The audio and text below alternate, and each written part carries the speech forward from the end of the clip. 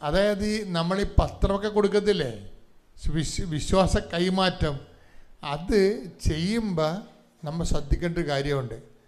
വിശ്വാസ കൈമാറ്റം കഴിയുമ്പോൾ വളരെ, ഇപ്പം നമ്മൾ ഒരു കഷ്ണം കപ്പ ഒരുത്തന് കൊടുത്ത് ഒരു പൊന്നെടുത്ത് ഒരു പവൻ പൊന്ന് കൊടുത്ത് രണ്ടും ഒരേ മോന്തയോടെയാണ് കൊടുക്കുന്നത്.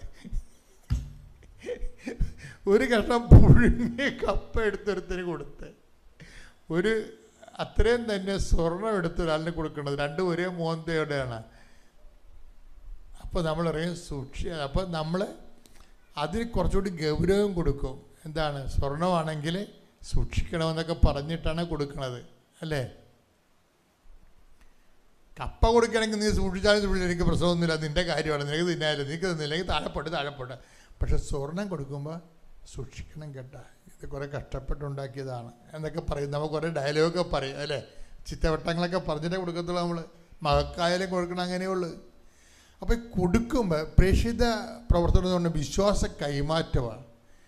വിശ്വാസ കൈമാറ്റം എന്ന് പറയുമ്പോൾ ആക്കാനും വേണ്ടി ഓക്കാനിക്കാൻ പറ്റത്തില്ല, അതാണ് വിഷയം. പലർക്കും വിശ്വാസ കൈമാറ്റം അവർ ചെയ്യുന്നുണ്ട്, പക്ഷേ ഇതുപോലെ ഇതെങ്ങനെ തീർക്കണമല്ല എന്ന് വിചാരിച്ചോണ്ട് ആർക്കെങ്കിലും കൊടുത്ത് ഒടുക്കണമല്ല, ഇത് ആർക്കെങ്കിലും പെടലേക്ക് കെട്ടിവെച്ച് ഒടുക്കണമല്ല എന്നുള്ള ആ മൈൻഡ് സെറ്റിലാണ് ഈ സാധനം കൊടുക്കുന്നത്. അതുകൊണ്ടാണ് അഭിഷേകമാകാത്തത്. നിങ്ങൾ ഈ അനുഗ്രഹത്തിൻ്റെ ലെവലിൽ തന്നെ കിടക്കുന്നതും കർത്താവ് ഷിഫ്റ്റ് ചെയ്യുമ്പോൾ ഭയവും ഉത്കണ്ഠയും നിരാശയും ഒക്കെ കടന്നു വരുന്നതിൻ്റെ കാരണം ഇതാണ്. നിങ്ങൾക്ക് ഒരു കാര്യം അറിയാമല്ലോ, അതായത് വിശ്വാസത്തിൻ്റെ വളർച്ചയിലെ നമ്മൾക്ക് വിശ്വാസം വർദ്ധിച്ചു എന്ന് പറഞ്ഞാൽ അനുഗ്രഹത്തിനേക്കാൾ അഭിഷേകത്തിലൂടെ കയറിയതിനേക്കാൾ ഉപരി അനുഗ്രഹത്തിൽ നിന്ന് അഭിഷേകത്തിലൂടെ നമ്മളെ കയറ്റുന്നത് എന്താണെന്ന് അറിയണം. എന്താണ്? ഈ ലോകത്തിൻ്റെ മേലുള്ള നമ്മുടെ വിജയമാണ്. നീ ലോകത്തിൻ്റെ ലോകാരൂപിയിലാണ് ജീവിക്കണമെങ്കിൽ, ഇപ്പം ആൻമേരിയ ടൊറോണ്ടോയിൽ നിന്ന് അവർ ലണ്ടനിലേക്ക് ഷിഫ്റ്റ് ചെയ്യുമ്പോൾ അവർക്ക് ജോലിയില്ല. പക്ഷെ അവരെന്താ പറയണത്? 2 കുഞ്ഞുങ്ങളുണ്ട്. ഒരു കുഞ്ഞിന് 1 വയസ്സ് പോലും ആയിട്ടില്ല. അപ്പോൾ അത് ബ്രീഡിങ് ടൈമിലിരിക്കുന്ന കുഞ്ഞാണ്, ഫീഡിങ് ടൈമിലുള്ള കൊച്ചാണ്. അപ്പോൾ അവർക്ക് ജോലിക്ക് പോകാനും പാടായിരിക്കും ശരിക്കും പറഞ്ഞാൽ. പക്ഷെ അതുവരെ അനിശ്ചിതാവസ്ഥയിലാണ്. പക്ഷേ അനിശ്ചിതാവസ്ഥ ഉള്ളിൽ ഫീൽ ചെയ്യണില്ല. ഈ ഭയം, ഉത്കണ്ഠ. കർത്താവ് എന്താ അതിനാണ് അഭിഷേകം. എന്താ പറയണത്? നീയിലൂടെ നടക്കും, നിന്നെ അതാണ് അഭിഷേകതല എന്ന് പറയണത്. അത് നമ്മൾ മരിക്കണ മുമ്പ് ഈ അഭിഷേകതലയിൽ പോയില്ലെങ്കിൽ നമുക്ക് ഒരു വ്യക്തിക്ക് സ്വർഗം കിട്ടുമോ? അത് സമുന്നതമായ നിലവാരമുള്ള സ്വർഗമായിരിക്കുമോ? അതാ ചുമ്മാ ഓർഡിനറി സ്വർഗമാണെന്ന് നമുക്കറിയാൻ പറ്റുമോ?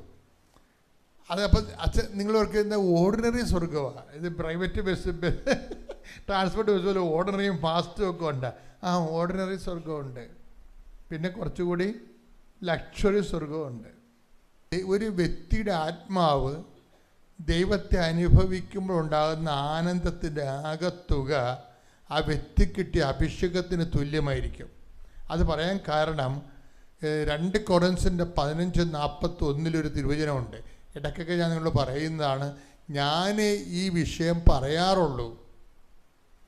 ചിലർ ഈ വ്യാഖ്യാനിക്കുക, പക്ഷേ ഇവിടെ വ്യാഖ്യാനിക്കേണ്ട കാര്യമൊന്നുമില്ല. പൗലോസ് അപ്പോസ്തലൻ അനുഭവിച്ച ഒരു വിഷയം അതുപോലെ അദ്ദേഹം എഴുതിയിരിക്കുന്നതാണ്. Take the bed of God. ശ്രുതിക്കട്ടെ ഹല്ലേലൂയ. 1 കൊരിന്തോസ് 15:41. 1 കൊരിന്തോസ് 15:41. സൂര്യന്റെ തേജസ് ഒന്ന്. ഒന്ന് വായിച്ച് സ്വരത്തിൽ പറഞ്ഞേ. സൂര്യന്റെ തേജസ് ഒന്ന്, ചന്ദ്രന്റേത് മറ്റൊന്ന്, നക്ഷത്രങ്ങളുടേത് വേറൊന്ന്, നക്ഷത്രങ്ങൾ തമ്മിലും തേജസ്സിന് വ്യത്യാസമുണ്ട്. ഇപ്രകാരം തന്നെയാണ് മരിച്ചവരുടെ പുനരുദ്ധാനവും. അതാണ് പ്രശ്നം. തേജസ്സിന് വ്യത്യാസമുണ്ടെന്ന് പറഞ്ഞാൽ നമുക്ക് അതിൻ്റെ അകത്ത് ഒബ്ജക്ഷൻസ് ഒന്നുമില്ല. എന്താണ്? സൂര്യൻ്റെ പ്രകാശം ഒന്ന്, ചന്ദ്രൻ്റെ പ്രകാശം ഒന്ന്, നക്ഷത്രങ്ങളുടെ പ്രകാശമുണ്ട്, നക്ഷത്രങ്ങൾ തമ്മിലും തേജസ്സിന് വ്യത്യാസമുണ്ടെന്ന് പറഞ്ഞാൽ വി ഹാവ് നോ ഒബ്ജക്ഷൻ.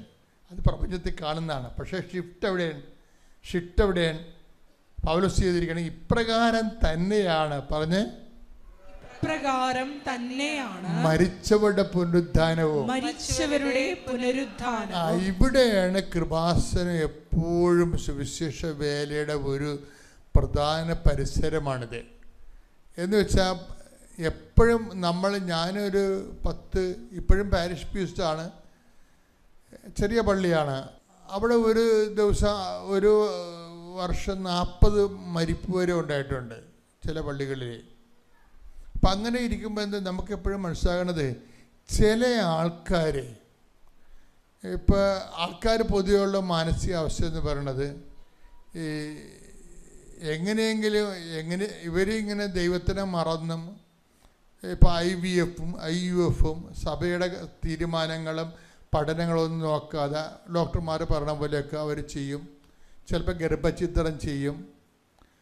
ചിലപ്പോൾ ഭാര്യനെ ഭർത്താവിനെ ഉപേക്ഷിച്ചിട്ട് വീട്ടിൽ വന്ന് ഭാര്യമാരെ നിൽക്കും. ഇനിയിപ്പം അധികാരം നടക്കത്തില്ലെന്നാണ് തോന്നണത്. കോടതി വിധി വരുന്നുണ്ട്, ഭാര്യയെ ഭർത്താവിന് ചെലവിന് കൊടുക്കണമെന്ന്. പണി പാളി അവറാച്ച. ഒന്ന് പെറ്റ് 2 പിള്ളേരിങ്ങനെ കാണിച്ചിട്ടേ ഭർത്താവിന് ഇട്ടച്ഛൻ വീട്ടിൽ പോയി അമ്മയുടെ കൂടെ നിന്നിട്ട് അമ്മയെ കൊണ്ട് വേലയിടിപ്പിച്ച് തിരണ പരിപാടിയില്ലേ, അതിന് നടക്കത്തില്ല. ഇപ്പം പുതിയ നിയമം വരാൻ പോകുന്നുണ്ട്. എന്താണ്, അങ്ങനെ ഭർത്താവിന് കൺസെൻ്റ് ഇല്ലാതെ ചാടിപ്പോകണമെന്നുണ്ടെങ്കിൽ ആ ഭാര്യ ഭർത്താവിന് ചെലവിന് കൊടുക്കണമെന്ന് പുരുഷ കമ്മീഷൻ വരാൻ പോവുകയാണ്. പക്ഷേ നിയമങ്ങൾ അതിൻ്റെ ഫസ്റ്റ് കോടതി വിധി കണ്ണൂരാണ് തുടങ്ങിയിരിക്കുന്നത് കേട്ടോ, കുടുംബ കോടതി. അതിങ്ങനെ കയറി വരും. അപ്പം അതിൽ കുറേ പേര് ഞാൻ ഇത്രയും രൂക്ഷമായിട്ട് സംസാരിക്കുന്നത്, ഞാൻ ഈ ആൾക്കാരെ നിൽക്കുകയല്ലേ. അപ്പോൾ ഈ വിവാഹമോചനക്കാരൊക്കെ വരുമ്പോൾ പരിശുദ്ധാത്മാ പറയും, ഇത് ഫ്രോഡാണ്, ഇവൾ ഫ്രോഡാണ്, ഇവളാണ് ഇതിൻ്റെ അകത്ത് കുറ്റക്കാരി എന്ന് പറയും. അപ്പം അങ്ങനെ എന്നോടൊരു 100 പ്രാവശ്യം പരിശുദ്ധാത്മ പറഞ്ഞപ്പോൾ ആണുങ്ങളെക്കാൾ കൂടുതൽ പെണ്ണുങ്ങളാണ് കുറ്റക്കാരികൾ. സ്ത്രീകളെല്ലാം കൈകാര്യം ചെയ്യാനൊന്നും പറയണ്ട, ഞാൻ ഉള്ള കാര്യം സത്യമാണ് പറയണത്. അതെന്താ പ്രശ്നം എന്ന് വെച്ച് കഴിഞ്ഞാൽ, ഇവിടെ ഇവരുടെ തലേ കൈ വെക്കുമ്പോൾ ഞാനിപ്പോൾ ഒരു 10 എത്രയോ ലക്ഷം ആൾക്കാരുടെ തലേ കൈ വെച്ചിട്ടുണ്ട്. അപ്പോൾ ഈ വിവാഹമോചിതന് വരുമ്പോൾ ഒരു 10 സ്ത്രീകൾ വിവാഹമോചനമാണ്. ചിലർ ഒന്നിച്ച് ജീവിക്കണമെന്നൊക്കെ പറയും, ചിലർ ഒന്നിച്ച് ജീവിക്കണമെന്നൊക്കെ പറയും.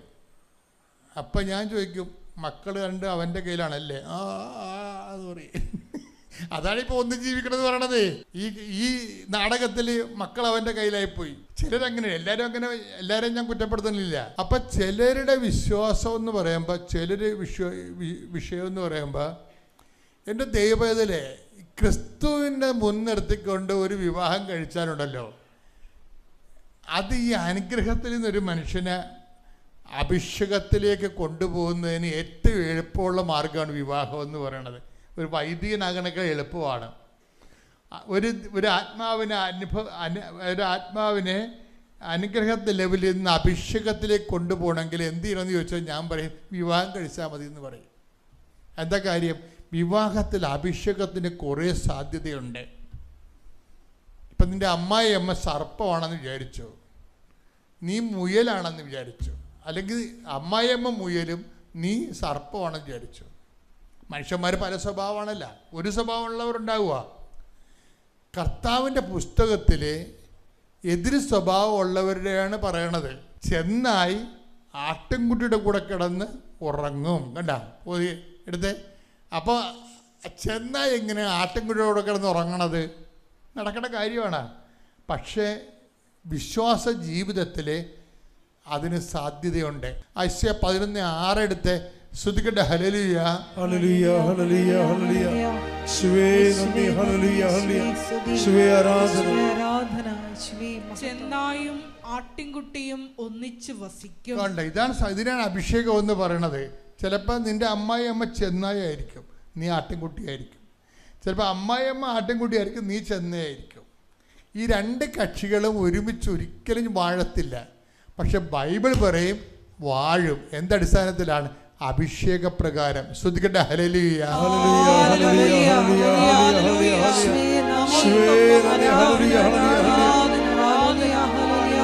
ഈശോയ്ക്കും എൻ്റെ അമ്മ മാതാവിനും 1000 നന്ദി. ഈ ആൾത്താരയിൽ കയറ്റി അമ്മയുടെ പ്രത്യക്ഷീകരണത്തിൻ്റെ സാക്ഷികളാക്കിയതിന് എൻ്റെ അമ്മ മാതാവിന് കോടാനുകോടി നന്ദി. നമ്മൾ ഇവിടെ വന്ന് ഉടമ്പടി എടുത്തത് 2004 ഏപ്രിൽ 29 എൻ്റെ പേര് സുരേഷ്. തിരുവനന്തപുരം ജില്ലയിൽ കിളിമാനൂരിൽ നിന്ന് വരുന്നു. ഇതെൻ്റെ ഭാര്യ സ്വപ്ന, എൻ്റെ 2 മക്കൾ, എൻ്റെ അമ്മ. ആദ്യമായി ഉടമ്പടി എടുക്കാൻ ഇവിടെ വന്നത് 2024 ഏപ്രിൽ 29 ഇവിടെ വരാനുണ്ടായ ഒരു കാരണം, എനിക്കൊരു പത്രം എൻ്റെ ഒരു സുഹൃത്ത് തന്ന് അതുവഴിയാണ് ഞങ്ങളിവിടെ വന്നത്. എൻ്റെ വൈഫാണ് ആദ്യമായിട്ട് വന്ന് ഉടമ്പടി എടുത്തത്. ഉടമ്പടി എടുക്കാൻ വരുന്ന സമയത്ത് ഞാൻ നാട്ടിലില്ല, ദുബൈയിലായിരുന്നു. ഉടമ്പടി എടുക്കാനുണ്ടായ കാരണം, ഞങ്ങളൊരു വീട് പണി തുടങ്ങി. അതിൻ്റെ പകുതി വച്ച് സാമ്പത്തികമായ ചെറിയ ബുദ്ധിമുട്ട് കൊണ്ട് നിർത്തേണ്ടി വന്നു. പിന്നെ ദുബൈയിൽ വെച്ച് എൻ്റെ കമ്പനിയിൽ നിന്ന് എനിക്ക് ചില ബുദ്ധിമുട്ടുകൾ അനുഭവപ്പെട്ടതിനെ തുടർന്നാണ് ഇവിടെ വന്ന് ഉടമ്പടി എടുത്തത് എൻ്റെ വൈഫ്. ഞാൻ 1 വർഷം ആ കമ്പനിയിൽ ജോലി ചെയ്തോളൂ. അപ്പോഴത്തേക്കും ആ കമ്പനിയിൽ നിന്ന് എനിക്ക് റിസൈൻ ചെയ്യേണ്ടി വന്നു. വേറൊരു കമ്പനിയിൽ ഞാൻ ജോയിൻ ചെയ്ത് 8 ദിവസമായപ്പോഴത്തേക്കും ആ കമ്പനിയിൽ വെച്ച് ജോലിയുടെ ഭാഗമായിട്ട് ഞാൻ കെട്ടിടത്തിൻ്റെ മുകളിൽ നിന്ന് താഴെ വീഴുകയും എൻ്റെ നട്ടലിന് ചെറിയ 2 പൊട്ടൽ സംഭവിക്കുകയും വലത് കാലിൻ്റെ ഉപ്പുറ്റി പൊട്ടി നന്നായിട്ട് പൊടിഞ്ഞു പോവുകയും ചെയ്തു. അപ്പോഴെനിക്ക് നാട്ടിൽ വരാൻ പറ്റാതെ ഒരു ബുദ്ധിമുട്ടുണ്ടായി. ഞാൻ റിസൈൻ ലെറ്റർ കൊടുത്തതേ ഉള്ളൂ, റിസൈൻ ചെയ്തില്ല. റിസൈൻ അവരെ തന്നില്ല. അപ്പോഴാണ് ഞാൻ അടുത്ത കമ്പനിയിൽ കയറുന്നത്. ആ കമ്പനിയിൽ എനിക്ക് വിസ അടിച്ചതുമില്ല. അപ്പോൾ രണ്ടും അല്ലാത്തൊരു പരുവത്തിൽ ഞാൻ വീഴുകയും ചെയ്തു.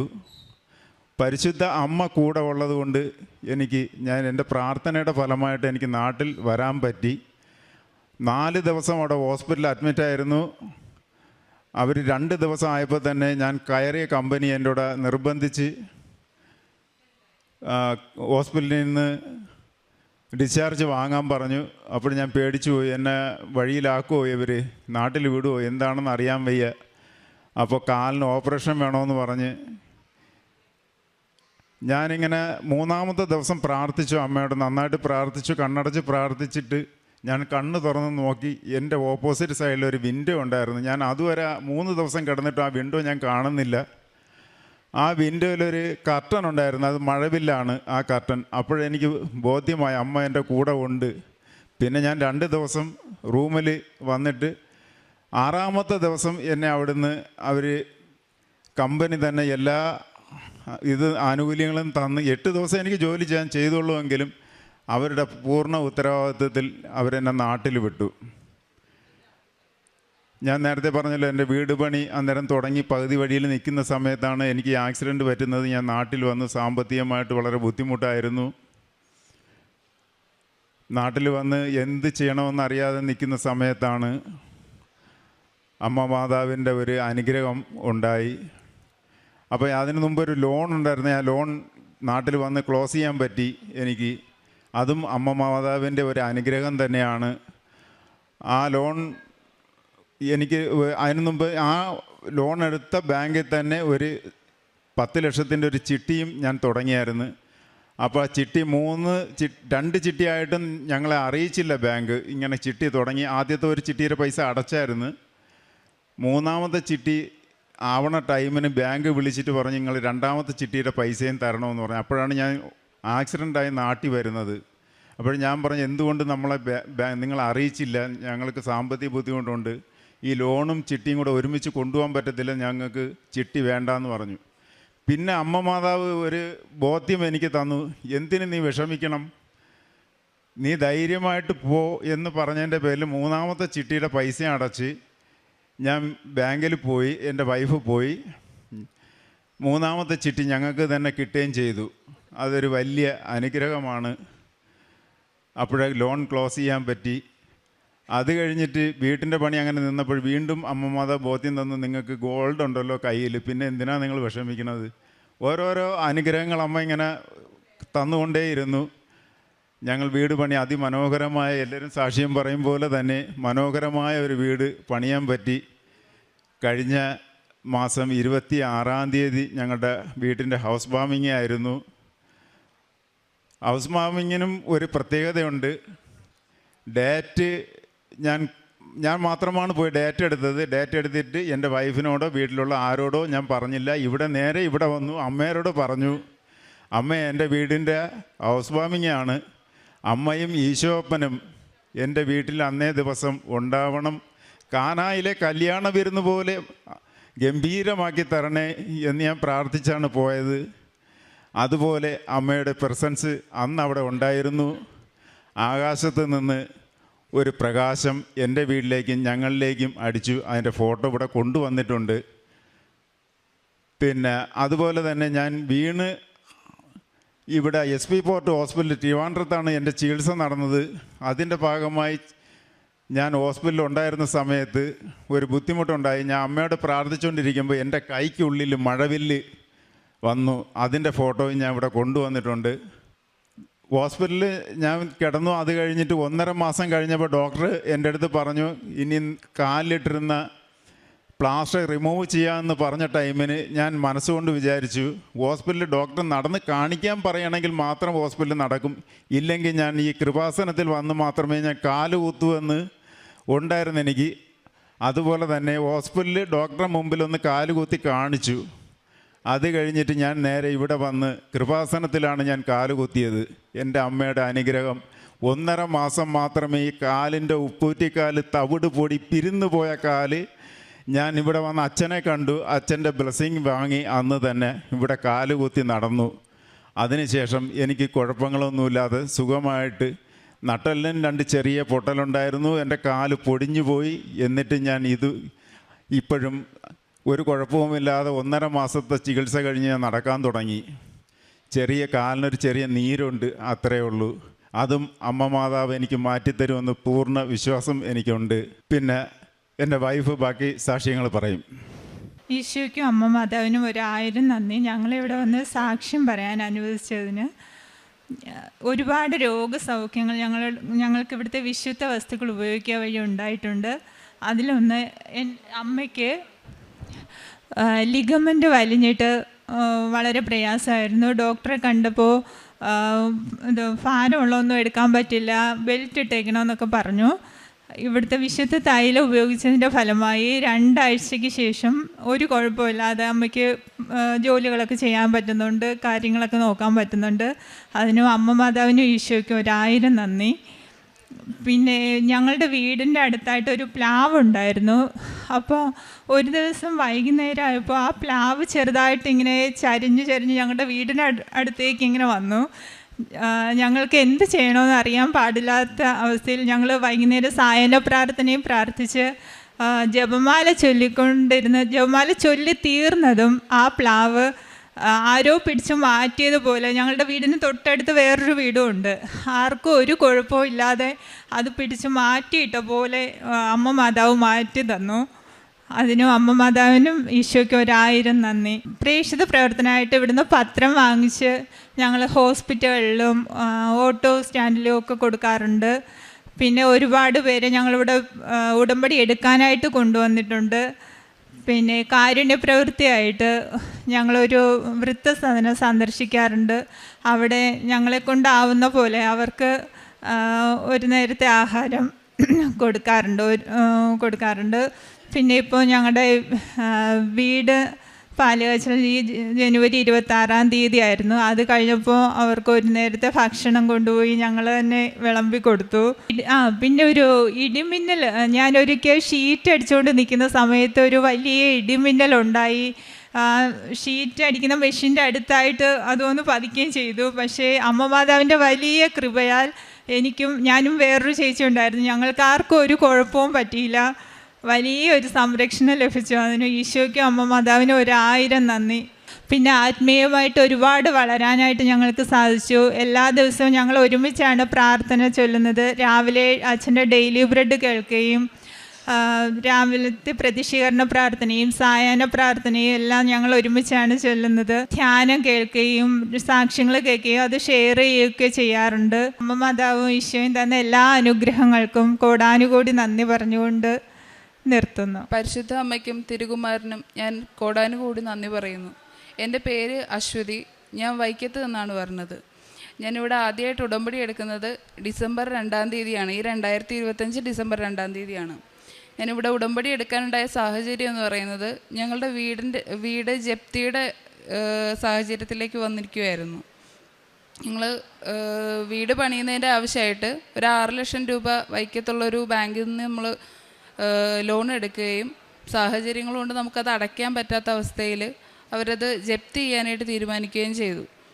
അപ്പം നമ്മൾ പല സ്ഥലത്ത് നിന്നായിട്ട് അടയ്ക്കുവാനുള്ള പൈസ നോക്കിയിട്ടും ഇങ്ങ് ശരിയാവാതെ വരികയും നമ്മൾ വീടിൻ്റെ ഒരു 2 സെൻറ്റ് സ്ഥലം വീടിനടുത്ത് കൊടുത്തിട്ട് ബാക്കി പൈസ എവിടുന്നെങ്കിലും ശരിയാക്കാം എന്ന് വിചാരിച്ചായിരുന്നു അത് ഇരുന്നിരുന്നത്.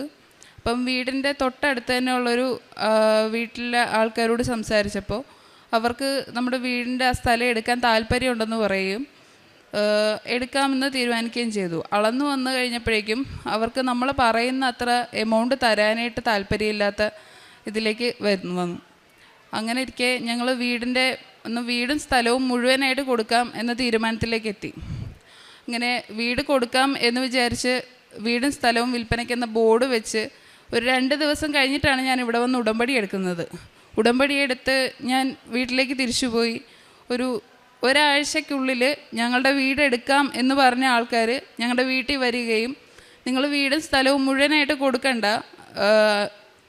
അവർക്ക് പറഞ്ഞത്രയും 2 സെൻറ്റ് കൊടുത്തിട്ട് ബാക്കി ബാങ്കിൽ അടയ്ക്കാൻ വേണ്ടുന്ന തുക അവർ ഞങ്ങൾക്ക് തന്നോളാം, ബാങ്കിൽ അടച്ചോളാം, പിന്നീട് നമ്മൾ വേറെ ഏതെങ്കിലും ബാങ്കിൽ വെച്ചിട്ട് ഇവർക്ക് കൊടുക്കാനുള്ള ബാലൻസ് തുക കൊടുത്താൽ മതി എന്നാണ് അവർ ഞങ്ങളോട് പറഞ്ഞത്. അപ്പം ഞങ്ങൾക്ക് അങ്ങനൊരു സഹായം ചെയ്യേണ്ട യാതൊരു ആവശ്യവും ഈ പറഞ്ഞ വീട്ടുകാർക്കില്ല. ഞങ്ങളുമായിട്ട് അവർക്ക് അത്യാവശ്യം വലിയ കാര്യമൊന്നുമില്ല. എങ്കിലും ഞങ്ങളുടെ വീട്ടിൽ നിന്നിരുന്നൊരു മരത്തിൽ നിന്നുള്ള എല്ലാം അവരുടെ വീട്ടിലേക്ക് വീഴുന്നു, അതുപോലെ പട്ടി രാത്രിയിൽ കുരയ്ക്കുന്നു, അങ്ങനെയുള്ള കാര്യങ്ങളൊക്കെ പറഞ്ഞ് അവർ ഞങ്ങളുമായിട്ട് ചെറിയ ഇതിലൊക്കെ ഉള്ള ആൾക്കാരായിരുന്നു. പക്ഷെ എന്നിരുന്നാലും അവർ വന്ന് ഞങ്ങളോട് അങ്ങനെ പറയാനുള്ളൊരു വലിയൊരു മനസ്സ് കാണിച്ചത് ഞാൻ ഇവിടെ വന്ന് ഉടമ്പടി എടുത്ത് മാതാവിൻ്റെ അടുത്ത് ഞാൻ എൻ്റെ ആവശ്യം ഞാൻ വെച്ചത് കൊണ്ടാണെന്ന് ഞാൻ പൂർണ്ണമായിട്ട് ഞാൻ വിശ്വസിക്കുന്നുണ്ട്. മാതാവ് എനിക്ക് വേണ്ടിയിട്ട് ഈശോയോട് മാധ്യസ്ഥം വഹിച്ച് എനിക്ക് വാങ്ങിത്തന്ന ഒരു അനുഗ്രഹമായിട്ട് ഞാൻ അതിനെ കാണുന്നു. അങ്ങനെ അവരത് സമ്മതിക്കുകയും ഡിസംബർ 20-ാം തീയതിയോടുകൂടി അവർ ബാങ്കിൽ ചെന്നിട്ട് സംസാരിക്കാം എന്ന് പറഞ്ഞു. ബാങ്കിൽ സംസാരിക്കാമെന്ന് പറഞ്ഞപ്പോഴേക്കും ഞാനൊരു ദിവസം ജോലിക്ക് പോകുന്ന വഴി ഞാൻ ഇങ്ങനെ പോകുന്ന ബസ്സിൽ ആ പുള്ളിക്കാരൻ എന്നോട് ചോദിച്ചിങ്ങനെ എന്നെ പറ്റി മുഖമൊക്കെ ഇങ്ങനെ ഇരിക്കണമെന്ന് ചോദിച്ചപ്പോൾ ഞാൻ ഇങ്ങനെ പറഞ്ഞു ഇങ്ങനെ വീടിങ്ങനെ ജപ്തി ആയിരിക്കുക, അപ്പം ഞങ്ങൾ വീടിൻ്റെ 2 സെൻറ്റ് സ്ഥലം കൊടുക്കുക എന്നൊക്കെ പറഞ്ഞു. അപ്പോൾ ചേട്ടൻ ഇങ്ങനെ എന്നോട് ചോദിച്ചു, കൊച്ച് ഏത് ബാങ്കിലാകൊണ്ട് ലോൺ വെച്ചേക്കുന്നതെന്ന് ചോദിച്ചു. ഞാൻ പറഞ്ഞു ഇങ്ങനെ അർബൻ ബാങ്കിലാണ് വെച്ചേക്കുന്നതെന്ന് പറഞ്ഞു. അപ്പോൾ പുള്ളിക്കാരൻ എന്നോട് പറഞ്ഞു, അയ്യോ എന്നാൽ അവിടുത്തെ ഹെഡിലിരിക്കുന്ന ചെയർമാൻ എൻ്റെ പരിചയക്കാരനെ ഞാൻ പുള്ളിക്കാരനോടൊന്ന് സംസാരിച്ചിട്ട് എന്തെങ്കിലും ഇളവ് ചെയ്ത് തരാൻ പറ്റുമോ എന്ന് ചോദിച്ചു. തിരക്കാമെന്ന് പറഞ്ഞു. അതിനു മുമ്പ് ഒരു 2 ദിവസം മുമ്പ് അച്ഛൻ ബാങ്കിൽ ചെന്ന് തിരക്കിയപ്പോൾ അവർ ഞങ്ങളോട് പറഞ്ഞത് 6 ലക്ഷം നമ്മൾ എടുത്തെങ്കിലും പലിശയും അതിൻ്റെ പലിശയൊക്കെ ചേർന്നിട്ടൊരു 8,60,000 സംതിങ് അങ്ങനെ ഒരു എമൗണ്ടാണ് അവർ ഞങ്ങളോട് പറഞ്ഞിരുന്നത്. അപ്പം ഞാനിങ്ങനെ ഈ ചേട്ടനോട് പറഞ്ഞ് ചേട്ടനിങ്ങനെ സംസാരിച്ച് കഴിഞ്ഞപ്പോഴേക്കും എന്നോട് പറഞ്ഞു ഒരു 2 ദിവസം കഴിയുമ്പോൾ ഒന്ന് ബാങ്കിലേക്ക് ചെന്ന് നോക്കാൻ എന്നോട് പറഞ്ഞു. അപ്പം ഞാൻ ബാങ്കിലേക്ക് ചെന്നപ്പോഴേക്കും ഞാൻ നമ്മുടെ കാശ് രൂപം കയ്യിലെടുത്ത് അതുപോലെ ബാങ്കിൽ കയറുന്നതിന് മുമ്പ് ഉടമ്പടി ഉപ്പ് വിശ്വാസ പ്രമാണം ചൊല്ലി ആ ബാങ്കിൻ്റെ മുമ്പിൽ ഇട്ടിട്ടാണ് ഞാൻ അദ്ദേഹത്തെ കാണാനായിട്ട് അവിടെ കയറിയത്. സംസാരിച്ച് കഴിഞ്ഞ് സാർ അകത്ത് നിന്നൊരു മാഡത്തോട് സംസാരിച്ച് സെറ്റിൽമെൻറ്റ് കുറച്ച് കൊടുക്കണം എന്ന് പറഞ്ഞതിൻ്റെ ഇതിൽ നമുക്ക് 7,11,50,000 എന്ന് പറഞ്ഞൊരു 1 ലക്ഷത്തിൻ്റെ അടുത്ത് നമുക്ക് 1.5 ലക്ഷം രൂപയുടെ അടുത്ത് അദ്ദേഹം നമുക്ക് കുറച്ച് തരാനുള്ളൊരു കൃപ കാണിച്ചു. നമുക്ക് ഒട്ടും കൊടുക്കാനില്ലാത്ത സാഹചര്യത്തിൽ നമുക്ക് അത്രയും ഒരു ഇളവ് നമുക്ക് മേടിച്ചു തന്നത് എൻ്റെ മാതാവാണെന്ന് ഞാൻ വിശ്വസിക്കുന്നുണ്ട് പൂർണ്ണമായിട്ടും. അങ്ങനെ അവർ പറഞ്ഞതിൻ്റെ ഇതിൽ അടുത്തുള്ള വീട്ടുകാർ എത്രയും പെട്ടെന്ന് പൈസ ശരിയാക്കുകയും ഡിസംബർ 20-ാം തീയതി പറഞ്ഞിട്ടൊരു 24-ാം തീയതി 23-ാം തീയതിയോടുകൂടി അവർ ബാങ്കിൽ പൈസ അടച്ചു. അത് കഴിഞ്ഞിട്ട് നമുക്കൊരു 26-ാം തീയതി അവർ നമ്മുടെ ആധാരം എടുത്ത് നമുക്ക് തരികയാണ് ചെയ്തത്. എനിക്ക് ഇത്രയും വലിയൊരു ഉപകാരം ചെയ്തു തന്നെ എനിക്കെന്ന് പറഞ്ഞു കഴിഞ്ഞാൽ 2 കുഞ്ഞു പിള്ളേരാണ് ഉള്ളത്. ഞാൻ ഇപ്പം എൻ്റെ മക്കളെയും കൊണ്ട് ഞാൻ എങ്ങോട്ട് പോകുമെന്ന് ഓർത്ത് ഞാൻ ഒരുപാട് സങ്കടപ്പെട്ടിട്ടുണ്ട്. ബാങ്കുകാർ ഇറക്കി വിട്ടാൽ ഞങ്ങൾക്ക് പോകാനായിട്ടൊരു വഴിയില്ലല്ലോ എൻ്റെ മാതാവെന്നും പറഞ്ഞ് ഞാൻ എൻ്റെ മാതാവിൻ്റെ അടുത്ത് കരഞ്ഞ് ഞാൻ പ്രാർത്ഥിച്ചിട്ടുണ്ട്. എൻ്റെ മാതാവാണ് എനിക്ക് ഇത്രയും വലിയൊരു അനുഗ്രഹം തന്നത്. മാതാവിനോട് ഇനിയുള്ള കാലം മുഴുവൻ ഞാൻ മാതാവിനോടും ഈശോയോടും കടപ്പെട്ട് ഉടമ്പടിയിൽ തന്നെ ജീവിക്കാൻ ഞാൻ ആഗ്രഹിക്കുന്നു. എൻ്റെ പ്രേക്ഷിത പ്രവർത്തനം എന്ന് പറയുമ്പോഴേക്കും എനിക്ക് ഒരുപാട് അങ്ങ് കൊടുത്ത് സഹായിക്കാനുള്ള സാഹചര്യമൊന്നും എനിക്കില്ല. ഞാൻ ഇവിടുന്ന് വാങ്ങിച്ച പത്രങ്ങൾ ഞാൻ എല്ലാവർക്കും വിതരണം ചെയ്തിട്ടുണ്ട്. പിന്നെ ഞാനൊരു ഫാർമസിയിലാണ് വർക്ക് ചെയ്യുന്നത്. അപ്പോൾ അവിടെ വന്ന് എന്നോട് പലരും അവരുടെ അസുഖത്തിൻ്റെ കാരണങ്ങളൊക്കെ പറയുമ്പോൾ ഇത്തിരി ഇല്ലാത്ത കുഞ്ഞുങ്ങളുടെ കാര്യങ്ങളൊക്കെ പറയുമ്പോൾ എനിക്ക് വല്ലാതൊരു സങ്കടം വരും. ഇപ്പോൾ വൈകുന്നേരം ഞാൻ പ്രാർത്ഥിക്കുമ്പോഴും അവരുടെ കാര്യങ്ങളും കൂടി ഞാൻ പ്രാർത്ഥിക്കാറുണ്ട്. അവരോട് എല്ലാം മാറും, മാതാവിനെ പ്രാർത്ഥിക്കുക എന്നും പറഞ്ഞ് ഞാൻ അവരുടെ അടുത്തും 1-2 പേരുടെ അടുത്തും ഞാൻ ഇങ്ങനെ ചോദിച്ചിട്ട് ഞാൻ ഇവിടുത്തെ പത്രം ഞാൻ അവർക്ക് കൊടുത്തിട്ടുണ്ട്.